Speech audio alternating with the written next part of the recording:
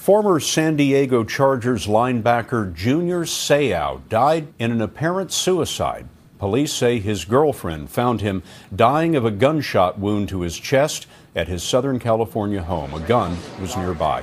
Seau spent part of 20 seasons in the NFL and helped lead the Chargers to their only Super Bowl appearance in 1995. Junior Seau was 43. Also played in the Super Bowl with the Patriots and played for the Miamis as well. Irvin Muchnick joins us right now. We've talked to Irv a couple of times. He's an author, a blogger. His website is concussioninc.net. Irv, thank you very much for your time. Hey, thanks for having me. Always when there's bad news, though. Yeah. You know, we've talked about a lawsuit before where first of all, I should say to people, not to be too graphic, but Junior Seau, like a couple of other recent football players who took their life, didn't shoot themselves in the head, shot himself in the chest.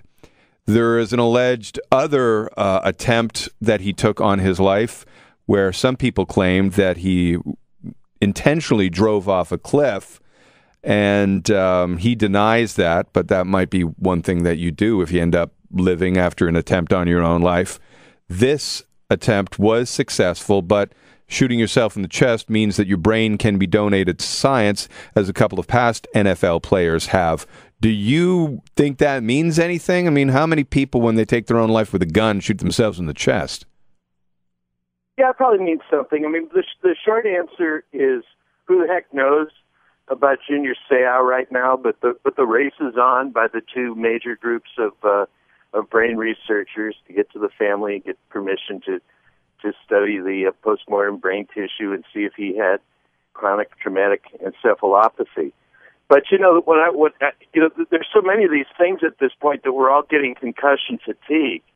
I think we've got to get past these pro guys and the lawsuits, which are going to be worth billions, and talk about the public health ramifications of this activity of football as it relates to kids, which is really what's going to cause this whole football edifice to be reduced to a more reasonable place in our entertainment spectrum.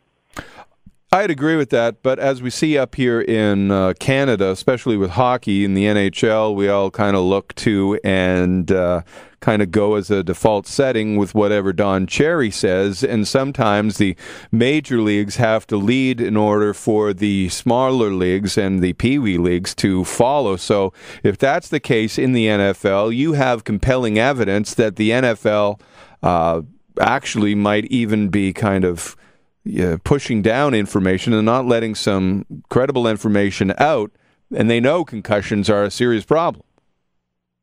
Well, I think the lawyers are going to slug this out in the now more than 50 lawsuits representing more than 1,000 retired players. But I disagree somewhat with your premise there, which is that the NFL or the NHL is the model for amateur sports. I think that's not the case. Professionals take certain levels of risks. If they weren't fully informed, then they're going to litigate about that. But the question is, why are these professionalized values infecting all levels of our sports culture? What's going to bring down football is not people screaming about it like me, but the fact that it is simply not medically, financially, legally, educationally sustainable. We have all these preventive measures that don't work. We can't save football from itself. And public high schools are going to get so many lawsuits that they're going to realize that they can't, no matter how popular it is, no matter how much parents want to watch their kids ram their heads into each other, it doesn't work.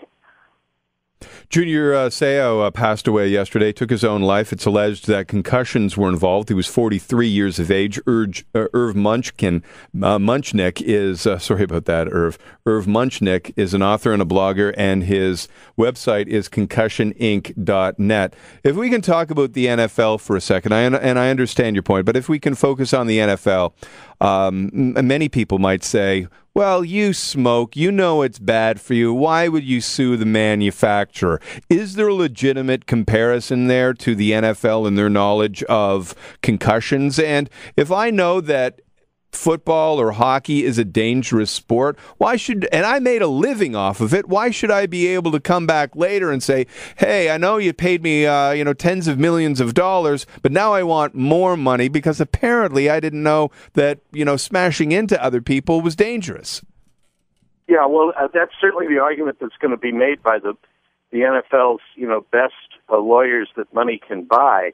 And I think there's a piece of legitimacy to that argument, because I talked to a lot of these guys, and some of them, many of the ones who were suing would do it all over again. So I think it's problematic. There is evidence that there was suppressed, book-cooked research presented in journals that were essentially controlled by the NFL and its doctors. So there is going to be a dispute in that area, and if it goes before a jury, I wouldn't want to be the NFL. Effectively, but there is that argument to be made for sure. Effectively, we're going to go through a point where executives will be forced to suggest that they didn't know there was a problem, when that would be as silly as tobacco executives sitting in front of people saying we didn't know that it was dangerous and if people didn't know this, it wasn't until the late 1990s that Big Tobacco said, yeah, we knew it was dangerous. We knew smoking was dangerous, but it's effectively the same thing, is it not? It is. I think the analogy is spot on.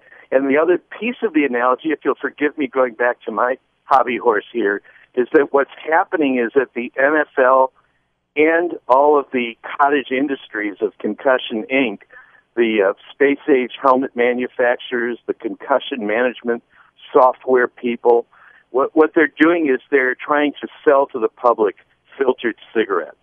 They're trying to save football from itself, and the smashing together of these large, aggressive, fast athletes, which is sloshing brains from one side of their skull to the other, is simply not amenable to these kinds of corrective measures, in my view.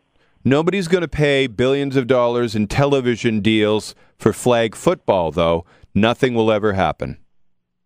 Well, there was a time in our continent when the professional heavyweight boxing match would totally galvanize the nation, and that's no longer the case. Well, wait a second, that's what Irv. may be happening slowly but surely. That's because people are watching a more brutal... I don't know what the tipping point is.